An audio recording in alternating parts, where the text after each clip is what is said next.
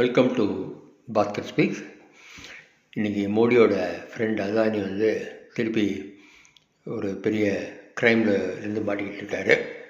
நேற்றுக்கு பார்த்திங்கன்னா ஷேர் மார்க்கெட்டில் அவரோட எல்லா பங்குகளும் 10% வரைக்கும் ஒரு Adani enterprises, Adani power, Adani green, எதை வேணால் சொல்லுங்கள், எல்லாமே 10%, 7லேருந்து 10% வரைக்கும் கம்ப்ளீட்டாக ஃபால் ஆகிடுச்சு. அது அவரோடது மட்டும் ஃபால் ஆகலை, என்டையர் ஷேர் மார்க்கெட்டே ரொம்ப ஃபால் ஆகிடுச்சு நேற்றுக்கு இந்த குரூப்னுடைய கிரிமினல் ஆக்ஷன்னால். இதில் இன்னும் நீ எங்கேயே லாஸ் பண்ணிட்டு போட, அதை பற்றி யார் நோபடி கேர்ஸ். பட் இதில் வந்து எல்ஐசி 12,000 கோடி இன்வெஸ்ட் பண்ணியிருக்கு அவங்களுடைய அதானி என்டர்பிரைசஸில். அது 12,000 கோடி வரைக்கும் எல்ஐசி லூஸ் பண்ணியிருக்கு. இது யாரோட படம்?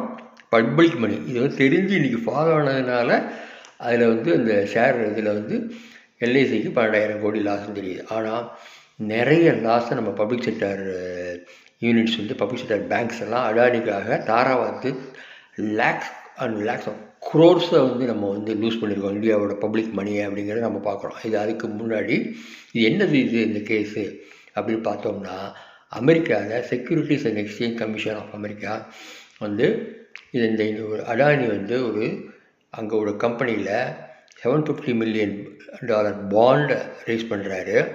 அப்படி ரைஸ் பண்ணும்போது அதில் $150 million பாண்ட் வந்து அமெரிக்கன் இன்வெஸ்டர்ஸ்ட்டை வாங்கியிருக்காரு. ஓகே, அதை சப்ஸ்கிரைப் பண்ணுறதுக்காக என்ன பண்ணியிருக்காருன்னா நிறைய பிரேக் கொடுத்துருக்காரு கவர்மெண்ட் அஃபிஷியல்ஸ் நிறைய பேருக்கு. அது கிட்டத்தட்ட 2,100 கோடி வரைக்கும் அந்த வருது. இது அந்த இங்கே உள்ள செபி மாதிரியோ, இங்கே உள்ள சுப்ரீம் கோர்ட் மாதிரியோ, இங்கே உள்ள ஹைகோர்ட்ஸ் மாதிரியோலாம் அங்கே கிடையாது.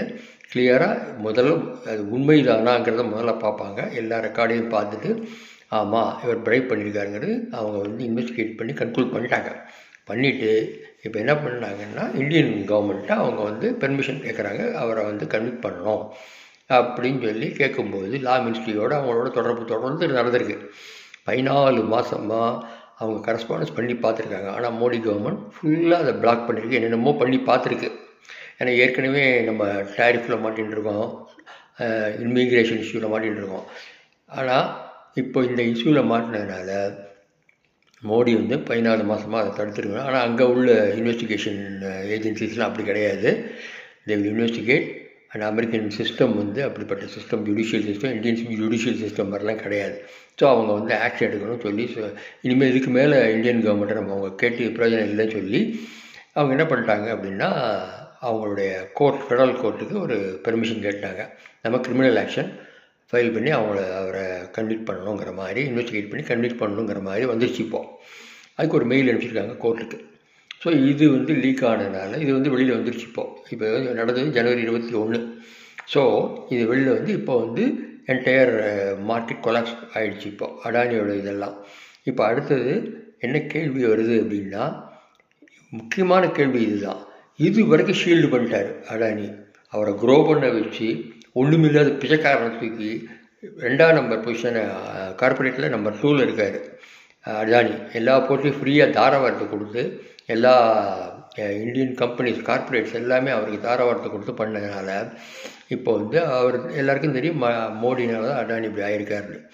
ஸோ இப்போ என்ன அடுத்த கேள்வி வருதுன்னா, மோடினால் அடானியை சேவ் பண்ணுறதுக்காக இந்தியாவை சாக்ரிஃபைஸ் பண்ணிட்டாங்கிறது தான் உண்மை 10 வருஷமாக.